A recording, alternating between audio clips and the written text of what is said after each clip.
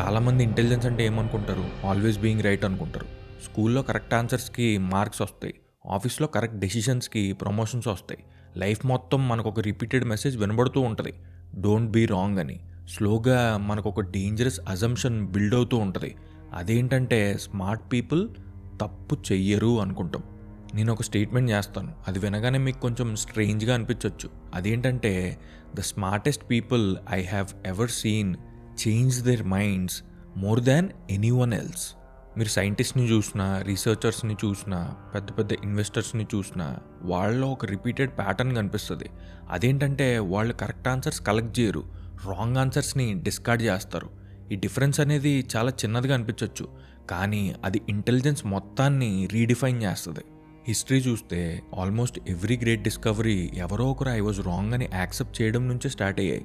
Earth అనేది centre of the universe కాదని accept చేయడం, అల్సర్ అనేది స్ట్రెస్ వల్ల కాదు బ్యాక్టీరియా వల్ల వస్తుందని యాక్సెప్ట్ చేయడం, డైనోసార్స్ ఎక్స్టింక్షన్ గురించి డిఫరెంట్ థీరీస్ రావడం. సైన్స్ గ్రో అవడం అంటే ఫ్యాక్ట్స్ యాడ్ అవ్వడం కాదు, మిస్టేక్స్ని రిమూవ్ చేయడం. మనం అనుకుంటాం నాలెడ్జ్ అనేది ఇంక్రీజ్ అయిందని, కానీ యాక్చువల్గా ఏమవుతుందంటే నాలెడ్జ్ అనేది ఇంక్రీజ్ అవ్వడం కాదు, రాంగ్ బిలీఫ్స్ అనేవి డిక్రీజ్ అవుతాయి. అదే డిఫరెన్స్. ఇంట్రెస్టింగ్ పార్ట్ ఏంటంటే ఈ ప్రాసెస్ అంతా మనం సైన్స్లో యాక్సెప్ట్ చేస్తాం, కానీ మన పర్సనల్ లైఫ్లో ఆల్మోస్ట్ ఎవ్రీ టైం యాక్సెప్ట్ చేయం. రిలేషన్షిప్స్లో చూడండి, పాలిటిక్స్లో చూడండి, హెల్త్లో చూడండి, రిలీజన్లో చూడండి. ఒక బిలీఫ్ ఫామ్ అయిన తర్వాత అదేదో బిలీఫ్లో ఉండదు, అది మన ఐడెంటిటీ అయిపోద్ది. అప్పుడు డిస్కషన్ చేంజ్ అయిపోద్ది. ఎవిడెన్స్ గురించి కాదు, ఈగో గురించి. ఫర్ ఎగ్జాంపుల్, మీరు మీ ఫ్రెండ్తో డిబేట్ చేస్తున్నారు అనుకోండి. ఇనిషియల్గా డిస్కషన్ అనేది ట్రూత్ గురించి ఉండొచ్చు, కానీ 5 minutes తర్వాత డిస్కషన్ అనేది ట్రూత్ గురించి ఉండదు, విన్నింగ్ గురించి ఉంటుంది. మనం ఆర్గ్యుమెంట్స్ని డిఫెండ్ చేయం, సెల్ఫ్ ఇమేజ్ని డిఫెండ్ చేస్తాం. సైకాలజీలో దీనికి ఒక ఎక్స్ప్లెనేషన్ ఉంది. మన బ్రెయిన్కి బీయింగ్ రాంగ్ అంటే అది చిన్న థ్రెట్లా చూస్తుంది. ఫిజికల్ డేంజర్ అని కాదు, సోషల్ డేంజర్ లాగా. Thousands of years back tribe నుంచి రిజెక్ట్ అవ్వడం అంటే ఆల్మోస్ట్ డెత్ సెంటెన్స్ లాంటిది. కాబట్టి మన బ్రెయిన్ అగ్రిమెంట్ని సేఫ్టీతో కనెక్ట్ చేస్తుంది, డిసగ్రిమెంట్ని డేంజర్తో కనెక్ట్ చేస్తుంది. అందుకే ఎవరైనా మన డీపెస్ట్ బిలీఫ్స్ని ఛాలెంజ్ చేస్తే మనం దానికి లాజికల్గా కాదు, ఎమోషనల్గా రియాక్ట్ అవుతాం. మీరు నోటీస్ చేస్తే ఎప్పుడైనా డిస్కషన్స్లో వాయిస్ వాల్యూమ్ అనేది ఇంక్రీజ్ అవుతూ ఉంటుంది, హార్ట్ బీట్ అనేది పెరుగుతూ ఉంటుంది. వెంటనే ఆన్సర్స్ కోసం సెర్చ్ చేస్తాం, వెంటనే గూగుల్ చేస్తాము. ఎప్పుడో పాత ఇన్సిడెంట్స్ అన్నీ గుర్తు తెచ్చుకుంటాం. ఎందుకు? ట్రూత్ కోసం కాదు, విక్టరీ కోసం. మన బ్రెయిన్ సైంటిస్ట్లా కాకుండా లాయర్లా బిహేవ్ చేస్తుంది. లాయర్ ఏం చేస్తాడు? ఆల్రెడీ ఫిక్స్ అయిన క్లయింట్ని డిఫెండ్ చేస్తాడు. సైంటిస్ట్ ఏం చేస్తాడంటే ట్రూత్ని కనుక్కుంటాడు. డిఫరెన్స్ ఏమీ చిన్నది కాదు, అది మన థింకింగ్ స్టైల్నే మార్చేస్తుంది. మీరు గూగుల్ మ్యాప్స్ చూస్తే దారిలో ఏదైనా యాక్సిడెంట్ అయిందనుకోండి, అది ఏం చేస్తుంది? వెంటనే రీరూట్ చేస్తుంది. కానీ అది కూడా మనలాగే బిహేవ్ చేసింది అనుకోండి, లేదు నేనే రైట్, అదే రూట్లో వెళ్ళు అలా చెప్పింది అనుకోండి, అసలు మనం ఎప్పటికైనా డెస్టినేషన్ రీచ్ అవ్వగలుగుతామా? లైఫ్లో కూడా మనం చాలా డెసిషన్స్ తీసుకుంటూ ఉంటాం. కొత్త ఎవిడెన్స్ వస్తుంది, రియాలిటీ చేంజ్ అవుతుంది, కానీ మనం పాత మ్యాప్నే పట్టుకుని వేలాడుతూ ఉంటాం. మ్యాప్ చేంజ్ చేయడం కంటే ఈగోని ప్రిజర్వ్ చేయడం ఈజీ. లైఫ్లో ఇంటెలిజెంట్ పీపుల్ కూడా అలాగే ఉంటారు. పర్ఫెక్ట్ డెసిషన్స్ అని కాదు, పర్ఫెక్ట్ కరెక్షన్స్. ఇక్కడ మన ఇంటెలిజెన్స్ డెఫినేషన్ అనేది చేంజ్ అవ్వాలి. స్మార్ట్ పీపుల్ అంటే వాళ్ళేదో తక్కువ మిస్టేక్స్ చేస్తారని కాదు, వాళ్ళు మిస్టేక్స్ని స్పీడ్గా ఐడెంటిఫై చేస్తారు. అదే సూపర్ పవర్. ఇప్పుడు మన ఓన్ లైఫ్ గురించి ఆలోచిస్తే 5 years బ్యాక్ మనకున్న బిలీఫ్స్ ఇప్పుడు ఫన్నీగా అనిపిస్తాయి. స్కూల్లో, కాలేజ్లో లైఫ్ గురించి, రిలేషన్షిప్స్ గురించి, సక్సెస్ గురించి ఆల్మోస్ట్ అందరికీ ఇలాంటి ఎగ్జాంపుల్స్ ఉంటాయి. ఇంట్రెస్టింగ్ పార్ట్ ఏంటంటే మీరు ఆ టైంలో కంప్లీట్ కాన్ఫిడెన్స్తో ఐఎమ్ రైట్ అని అనుకుని ఉంటారు. ఇప్పుడు కూడా అదే ఫీలింగ్ ఉంటుంది. డిఫరెన్స్ ఏంటంటే ఏజ్ అవ్వచ్చు, ఎక్స్పీరియన్స్ అవ్వచ్చు, ఎవిడెన్స్ అవ్వచ్చు. ఇప్పుడు మీ ఫ్యూచర్ వర్జన్ మీ కరెంట్ వర్జన్ని చూసి నవ్వదని గ్యారంటీ ఏంటి? మేబీ ఇంటెలిజెన్స్ అనేది నాలెడ్జ్ కలెక్ట్ చేయడం కాదు, లేదంటే అదేదో రైట్ అవ్వడం కాదు. It is the willingness to let reality change your mind. ఇక్కడ ఒక ఇంట్రెస్టింగ్ అబ్జర్వేషన్ ఏంటంటే మనం ఇంటెలిజెన్స్ని మెమరీతో కన్ఫ్యూజ్ అవుతాం.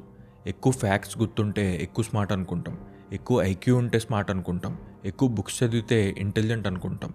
కానీ హిస్టరీ చూస్తే రిపీటెడ్గా వేరే లెసన్ చెప్తుంది.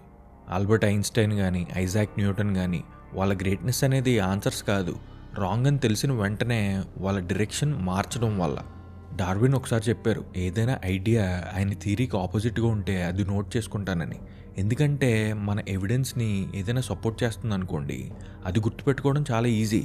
కానీ ఏ ఎవిడెన్స్ అయితే మన థియరీకి ఆపోజిట్గా ఉందో అది కలెక్ట్ చేయడం అనేది చాలా కష్టం. కానీ అదే సైన్స్. ఒక బ్యూటిఫుల్ ఐడియా ఉంది. ట్రూత్‌కి మీ ఒపీనియన్‌తో పని లేదు. రియాలిటీ అనేది మీ ఇగో కోసం చేంజ్ అవ్వదు. మీ కాన్ఫిడెన్స్ కోసం చేంజ్ అవ్వదు. మీ ఫాలోవర్స్ కోసం చేంజ్ అవ్వదు. రియాలిటీ అనేది రియాలిటీగానే ఉంటది. కాబట్టి ఎప్పుడు కూడా ఎవరు రైట్ అనేది ఇంపార్టెంట్ కాదు. ఎవరు రియాలిటీకి దగ్గరగా ఉన్నారో అదే ఇంపార్టెంట్. ఇక్కడ బేజియన్ థింకింగ్ అనే కాన్సెప్ట్ స్టార్ట్ అవుతుంది. చూడడానికి కాంప్లెక్స్‌గా ఉన్న ఇది చాలా సింపుల్. ఇమాజిన్ బయట వర్షం పడేటట్టు ఉందనుకోండి. మీరు విండో ఓపెన్ చేసి చూస్తే మబ్బులున్నాయి, గాలుంది. ప్రాబబిలిటీ 80%. మీరు బయటికి అంబ్రెల్లా తీసుకుని వెళ్ళారనుకోండి, అప్పుడు సడన్గా మబ్బులు పోయాయనుకోండి ఒక 5 మినిట్స్ తర్వాత, మీరు వెంటనే తప్పైపోతారా? లేదు, కొత్త ఇన్ఫర్మేషన్ వచ్చింది కాబట్టి మీరు డెసిషన్ అప్డేట్ చేశారు అంతే. లైఫ్లో మాత్రం మనం అలా చేయం. కొత్త ఎవిడెన్స్ వచ్చినా కానీ ఇంకా పాత బిలీఫ్ని డిఫెండ్ చేస్తాం. మనం సర్టెంటీని ఇష్టపడతాం, కానీ రియాలిటీ అనేది ప్రాబబిలిటీస్లో ఆపరేట్ చేస్తుంది. సైన్స్ అనేది సర్టెంటీ మీద బిల్డ్ అవ్వలేదు, కంటిన్యూస్ అప్డేటింగ్ మీద బిల్డ్ అయింది. లైఫ్లో కూడా అంతే. మనం రిలేషన్షిప్లో కానీ, కెరియర్లో కానీ, ఫ్రెండ్షిప్లో కానీ, ఎందులో అయినా కానీ మన డెసిషన్ అనేది పర్మనెంట్ ట్రూత్ కాదు. అది ఆ టైంలో ఉన్న బెస్ట్ గెస్ అంతే. మీరు ఓషన్లో ఒక షిప్ తీసుకుంటే కెప్టెన్ గ్రేట్నెస్ అనేది ఫస్ట్ డైరెక్షన్ కరెక్ట్గా సెట్ చేయడంలో కాదు, కంటిన్యూస్గా ఆ డైరెక్షన్ని అప్డేట్ చేయడంలో ఉంటుంది. వెదర్ బట్టి, కంపస్ బట్టి దాన్ని అప్డేట్ చేస్తూనే ఉండాలి డెస్టినేషన్ రీచ్ అయ్యే వరకు. లైఫ్ కూడా ఎగ్జాక్ట్గా అంతే. ఇప్పుడు చాలామంది లైఫ్ని డిస్ట్రాయ్ చేసే సెంటెన్స్ గురించి మాట్లాడుకుంటే నేను ఎలాగో ఉంటాను, ఒక్కసారి మైండ్లో ఫిక్స్ అయితే బ్లైండ్గా వెళ్ళిపోతాను. ఇది యాక్చువల్గా చూస్తే కొన్ని సిట్యుయేషన్స్లో కాన్ఫిడెన్స్లాగా అనిపిస్తుంది, కానీ అది భయం.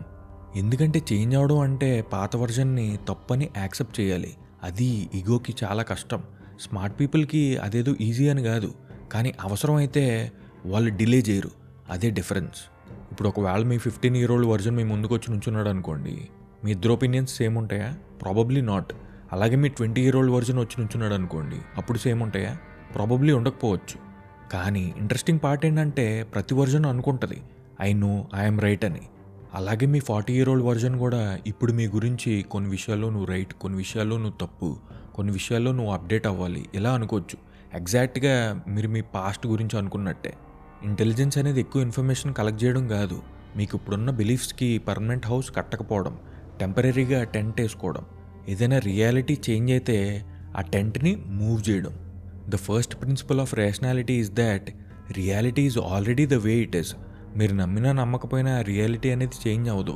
మీ ఒపీనియన్ రియాలిటీని షేప్ చేయకూడదు, రియాలిటీ మీ ఒపీనియన్ని షేప్ చేయాలి.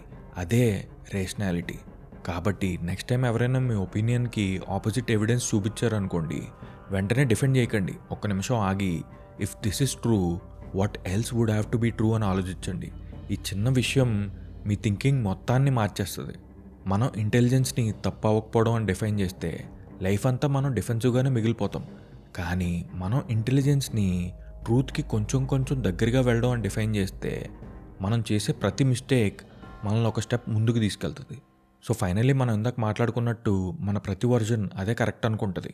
మనం ఫ్యూచర్లో తప్పు అవ్వకుండా ఉండడం అనేది ఆల్మోస్ట్ ఇంపాసిబుల్, కానీ ఎక్కువ కాలం తప్పు అవ్వకుండా ఉండడం అనేది మన చాయిస్.